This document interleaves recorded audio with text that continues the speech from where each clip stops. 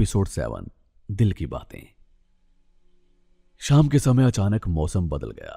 काले बादल घिर आए और तेज हवाएं चलने लगी। पतझड़ के आखिरी दिन चल रहे थे। ऐसा लग रहा था कि मौसम पुरानी सूखी चीजों को बहा ले जाने के लिए तैयार हो रहा था।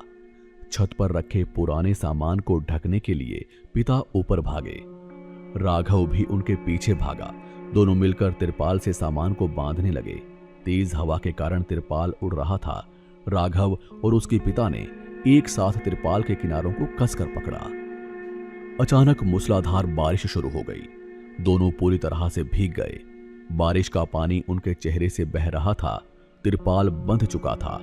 पिता हांफते हुए छत की मुंडेर के पास खड़े हो गए। राघव उनके पास खड़ा था। बारिश के उस शोर में राघव ने अपने अंदर की पूरी ताकत जुटाई। राघव ने चिल्लाते हुए कहा, माफ कर दीजिए पापा, मुझे माफ कर दीजिए। मैं बहुत स्वार्थी था। मैं अपने घमंड में भूल गया था कि आप मेरे लिए क्या हैं। पिता मुड़े। उन्होंने राघव की तरफ देखा। राघव की आंखों से आंसू बह रहे थे जो बारिश के पानी में मिल रहे थे।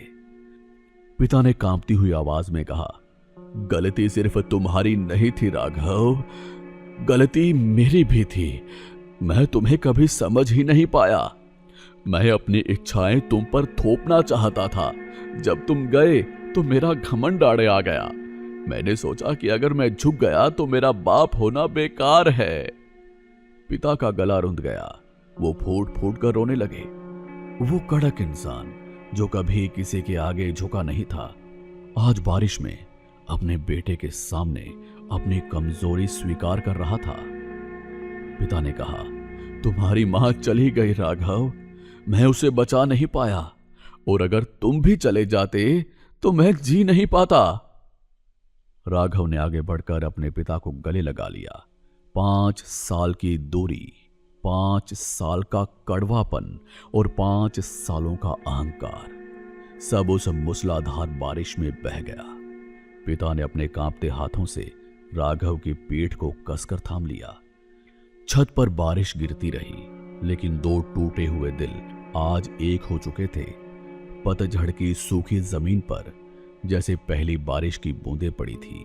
पिता और पुत्र दोनों ने मां की याद में और अपनी खोई हुई दुनिया को वापस पाने की खुशी में एक दूसरे को पकड़कर अपने सारे गम बहा दिए।